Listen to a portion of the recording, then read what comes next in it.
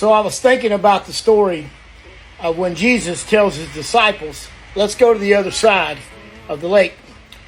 And they all get in the boat. And then Jesus was tired because he'd been ministering all day long. And so he climbs up in the front of the boat and he takes a nap. And then guess what happens? A big storm came.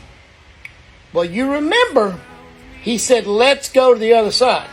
He didn't say, I hope we can make it to the other side. He already knew what was going to happen. This wasn't a mystery to Jesus, but yet he told them.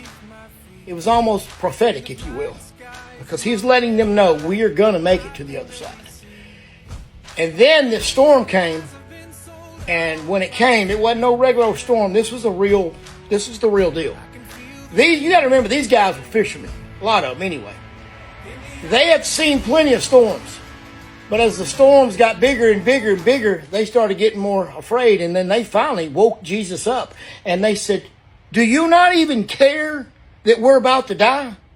I mean, come on.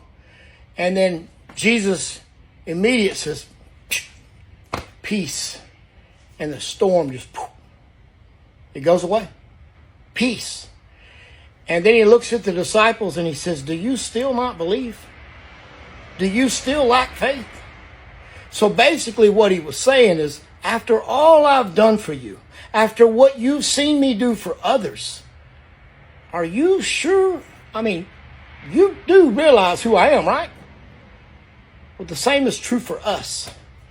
When we keep our eyes on the storm, we start forgetting all the things that God has done in our lives, all the miracles that has happened, all the things he's pulled us through. Each and every time we've cried out to him and he's rescued us. When we're looking at the storm, we forget that. And he says, have you forgotten who I am? Have you forgotten all that I have done? It's time to take your eyes off the storm. It's time to take your eyes off the storm and put them back on the one who can calm the storm.